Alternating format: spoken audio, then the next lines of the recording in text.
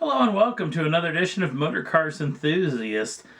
A lot of leftovers back from the Frankfurt Motor Show. First up on the list, well, Toyota's been in works for the past several weeks.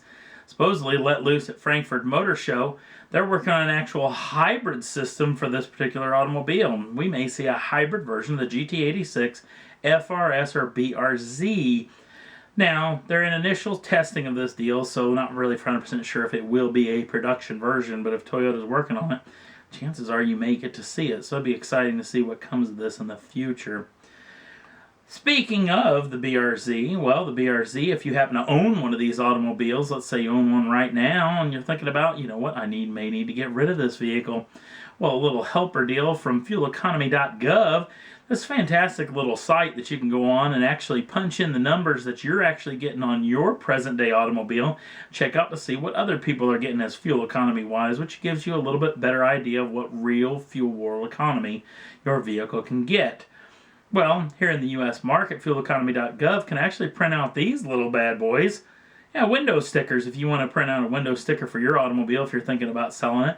And you can do it for any automobile on the planet. Let's say if you have a 2000 Honda Insight, like first generation hypermile vehicle, you can print you out a window sticker for one of these as well. It's a pretty slick little deal. It's fueleconomy.gov. If you want to check that out here in the US market, it's a pretty good little useful tool if you want to use that as far as you're looking, even if you're looking for a next generation vehicle for yourself, then maybe you can check in on it and see what kind of fuel economy real people are getting.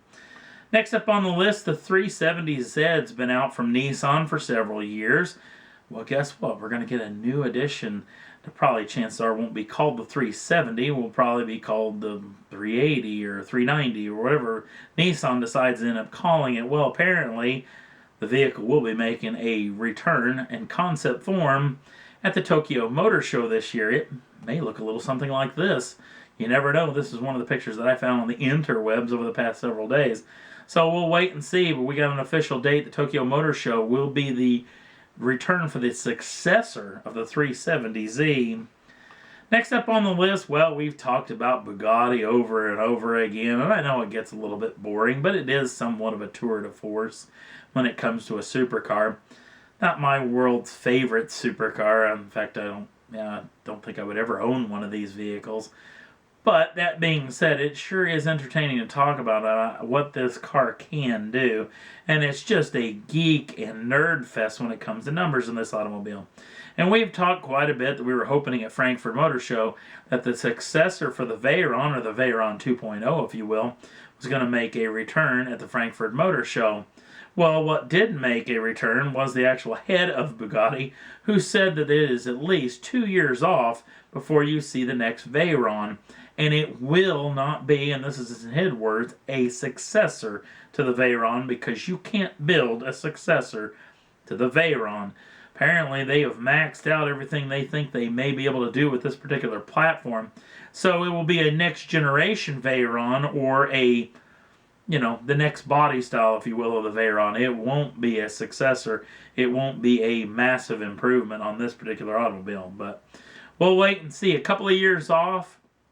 I don't know if they're talking about that in concept form or production form, but being Bugatti's French too, maybe it might be at the Paris Motor Show in a couple of years, maybe 2014, 2015, we may see 2016 maybe, we may see a concept version of this vehicle.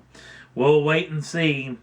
Next up on the list, Audi's got an interesting situation on their hands as they showed off the Audi Quattro at the Frankfurt Motor Show. Now apparently Audi is actually mulling over the idea of which particular Quattro concept they plan on building. This particular automobile was built on the MLB platform, which is somewhat of the A7 platform when it comes from Audi, which is somewhat of a larger automobile. In fact, one of the guys from one of the other magazines came out and said that he thought this car wasn't quite right for what Audi was trying to build. He was talking about this vehicle being a tad bit too large. Now, not to mention that 700 brake horsepower sounded pretty doggone exciting to me, but to me, the Quattro concept was this one, the one that came back, I think it was in 08 or 09 or something like that. This, to me, was the most gorgeous Audi Quattro concept and was a little bit more of the idea of what that classic Audi Quattro was. Now this vehicle is actually built on the MQB platform, which is a lot smaller. It's somewhere closer to a shortened version of the A5 platform that comes from Audi. So Audi's actually mulling over if they're going to build this car altogether. Maybe is not as much if they're going to build it, is which are they going to build? Which model? Which, if you ask me, build the shorter wheelbase. I'd like something a little bit smaller, a little bit more rally-esque, if you ask me. So we'll wait and see what Audi comes of this in the future. Honda, we all remember the Honda S2000. It was built several years ago. Nice little drop-top sports car. And fun to drive, 9,000 RPMs. Red line was pretty doggone slick to rip through. Well, we've heard rumors over and over again that they were going to build a next generation, an S3000, if you will. And it's all been talked about over and over and over again. Every couple of months it comes out, oh, Honda may be working on this. Well, at the Frankfurt Motor Show, Honda apparently has been working on it. May not be this concept that was shown off several years ago. But apparently they've already got a actual inside name for the program, which is going to be the S1500. What they're trying to do is they want to go head-to-head with Toyota and the GT86. Also, they want to go against that Miata MX-5.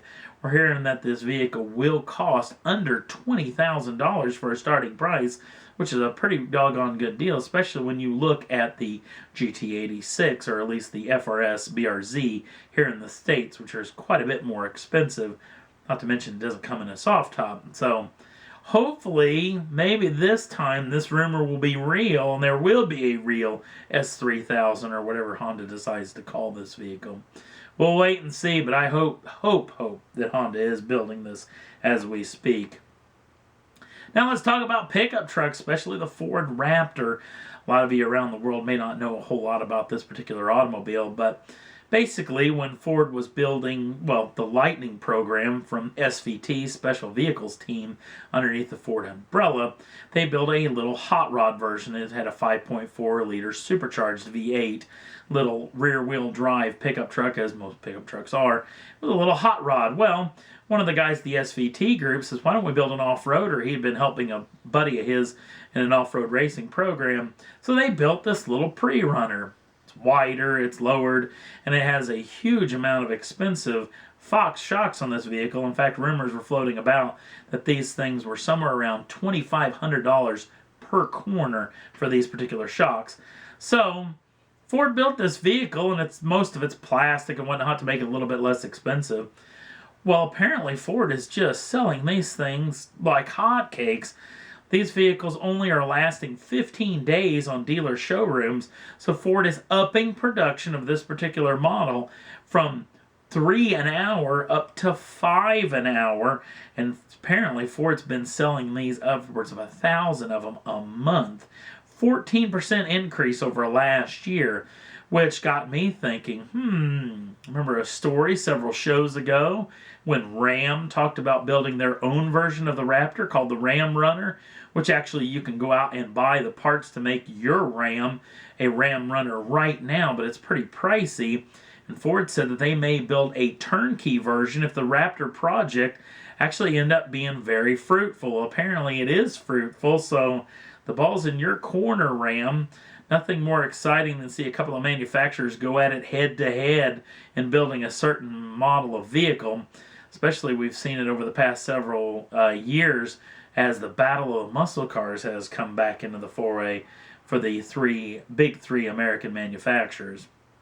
And that's all there was that I thought was worth talking about for this week's Motor Cars Enthusiast.